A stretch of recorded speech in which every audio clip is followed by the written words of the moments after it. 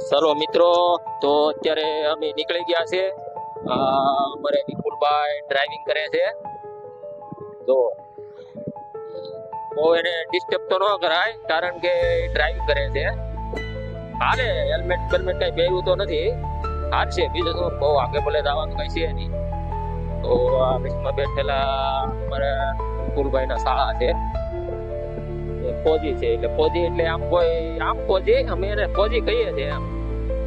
તો અત્યારે તમે જોઈ રહ્યા છે. ચાલો હવે આગળનો દોર આપણે આગળ સ્થળમાં જઈ અને કહેશું. ત્યાં બહુ સુંદર મજાનું સ્થળ છે. અત્યારે અહીંયા આપણે ગાડી પાર્ક કરી છે, જે કોઈને ડિસ્ટર્બ ન થાય.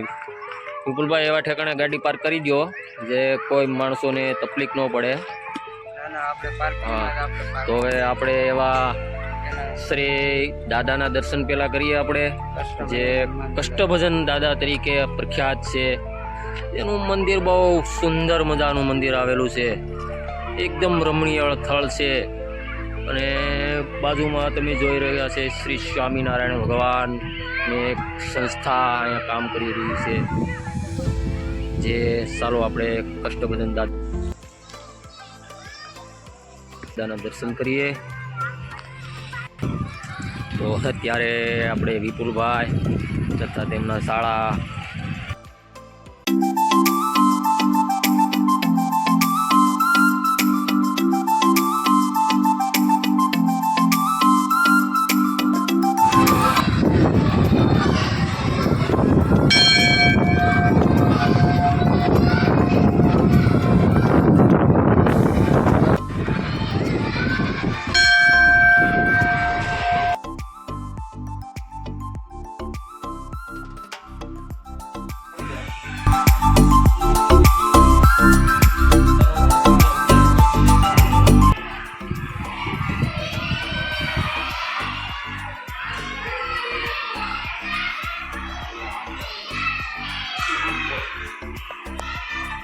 મિત્રો તમે જોઈ રહ્યા છે.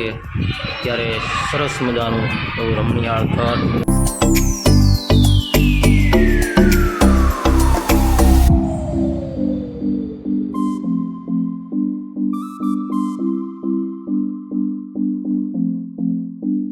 કુદરતી રીતે તૈયાર કરવામાં આવેલું. અહીંયા બાજુમાં તમે જોઈ રહ્યા છો કે દોણેશ્વર ગામ છે, ત્યાંની એક નદી છે.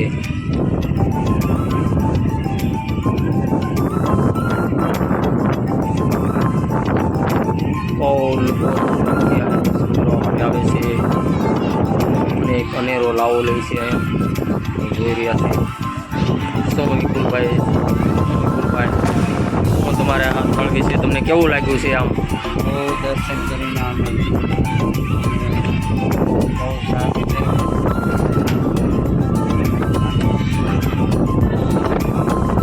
બહુ સરસ મજાની જગ્યા છે. એકવાર જરૂર અહીંયા આવજો તમે. એની બાજુમાં જ એક નદી છે અને ત્યાં એક ચેક ડેમ બનાવવામાં આવ્યો છે, તે જેનો નજારો એની બાજુમાંથી જ છે. બહુ સુંદર મજાનું સ્થળ છે.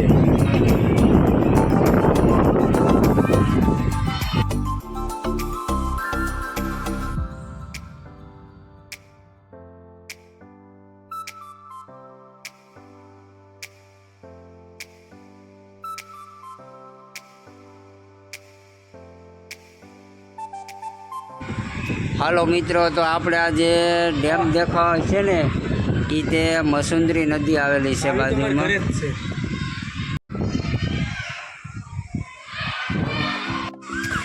હાલો મિત્રો, તો તમે આવો પણ દાદાના પણ તમે પણ દર્શન કરો. અમે પણ પહોંચી ગયા, તો ખૂબ જ દર્શન કરીને પણ આનંદ બહુ થયો છે. સરસ.